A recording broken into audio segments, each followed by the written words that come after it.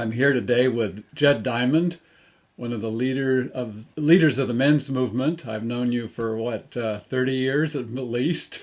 At least that, yes, Jack. And it was your book, Irritable Male Syndrome, that gave me the idea for Male Postpartum Abandonment Syndrome. I thought, well, need to give it a name.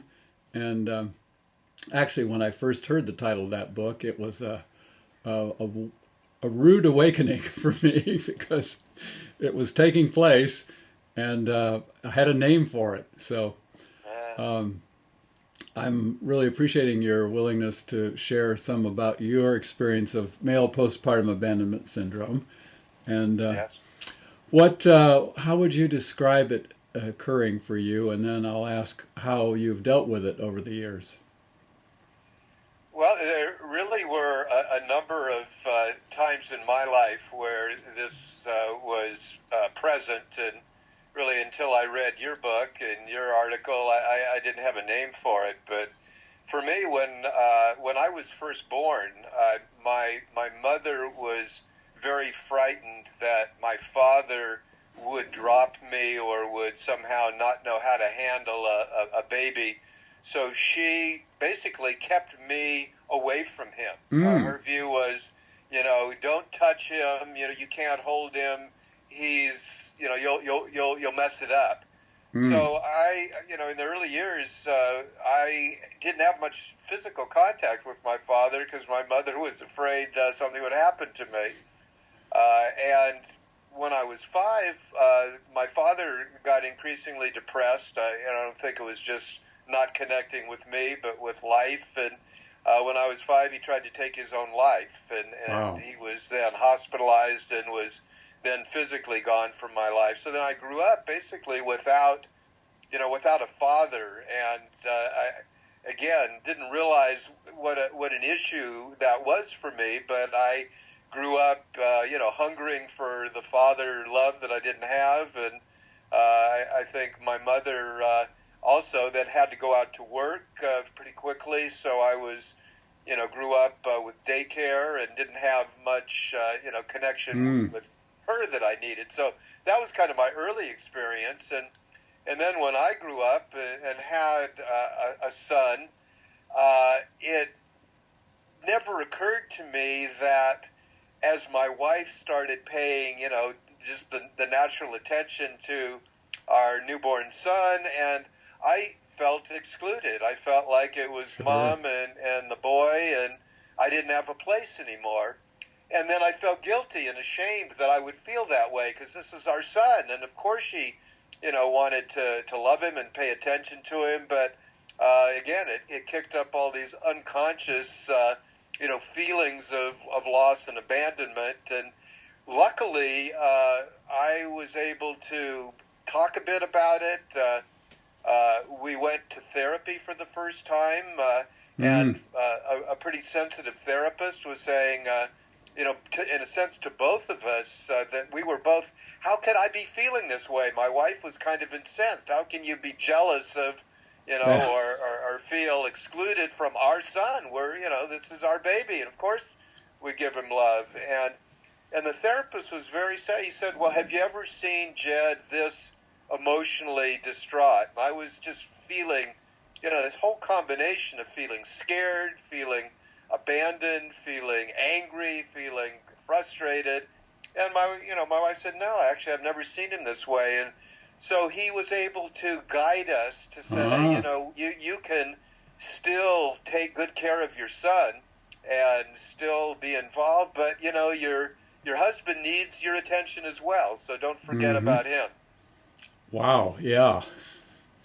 So then how did that unfold with your future development with your son? And Well, what happened, then was in a sense, once I was able to talk about the reality that I felt like it was mom and son, and somehow I felt excluded. And at that time, I didn't tie it into my growing up or what I didn't get. I just was able to say, well, I need to be more involved. And so it really stimulated my desire to be more involved with my son and to spend more time with him and to hug him and to touch him and to cuddle him. And, I think it was Right. both a, desire to give him the kind of fathering that I didn't get. Right. And also, I think probably more subconsciously to get, some of the nurturing that I didn't get as a kid, which, we can get often through nurturing our own children. As we nurture them, we, in a sense, get nurtured ourselves. We're nurturing the child within as we're nurturing the child outside. So that was kind of the second, kind of revelation around abandonment. The third one really came when I hit midlife with, with now my second wife, with Carlin. And what I began to realize was that once again, as the children were out of the house, and now it was just she and I, and as she was getting more involved with her life and her work, I started again feeling some loss, some feeling of abandonment. And again, I didn't understand it. I mean, I'm a midlife guy. I'm a therapist. I've worked through all this stuff. Oh, yeah, we're supposed to be beyond all that. Yeah. Exactly. Who needs touch? So once again, I was able to recognize it in some way that midlife can also kick up. And I talked about that in the book that you mentioned, in the Irritable Male Syndrome, that I think a lot of the irritability, anger, and depression that many men feel throughout our lives, but also at midlife, is that feeling of disconnection that we have sometimes from our wives that are getting more out in the world. And also because I know I recognize this, is that I didn't really have good, strong male friendships, and that was part of the impetus for getting involved in men's groups and men's work, because I realized that if I were only connected to my wife, if there was any stress or any rift between she and I didn't have any other supports. Right. And so that was what drew me out into men's groups and the men's movement and the Mankind Project and other kind of men's-oriented issues. So there are really these three stages for me of this abandonment, with my own growing up as a child, dealing with it with my own son when he was young, and then dealing with it again in midlife, which I think is not uncommon for many men. Yeah, myself as a self-proclaimed touch junkie, where I came out of the closet after Sue Johnson's book, Hold Me Tight, came out, and she gave us the information that adults need as much nurturance as babies do. And Exactly. we don't get it as babies or as adults in this culture. Exactly. Go to a tropical culture, and you'll see how humans are designed to interact and do.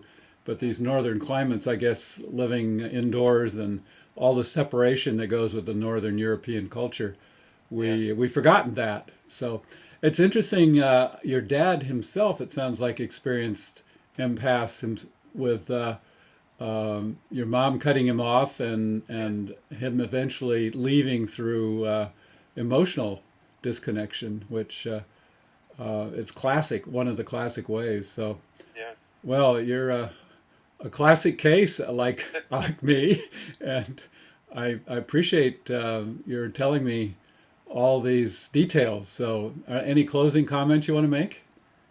Well, I just, believe that this is so common and so misunderstood. And I think a lot of the problems that men have, everything from depression to, what I talk about of this irritability and anger and frustration that we feel, to drug and alcohol abuse. I think a lot of this ways in which we're attempting both to deal with the emotional pain that we experience and to kind of heal ourselves as best we can. Yeah. But as you're recognizing, that the real healing is getting connected in strongly emotional ways with our spouse or partner or with men friends, or really recognizing that if we don't do that, we're going to just feel increasingly cut off and alone. And I think it's one of the reasons that suicide goes up exponentially for men as we get older. And I think this is something that, I'm very sensitive to, obviously, and something that I want to help men and their families be able to deal with more effectively. Yeah, the lonely old man stereotype, where he's lost his connections and is lost. So, Yes. well, thank you so much. Your work has been a great inspiration to me, and I hope this recording will help other men recognize and do something about their own male postpartum abandonment syndrome, and together we can help end the epidemic of disappearing dads. I agree. Thanks, Jed. Sure thing.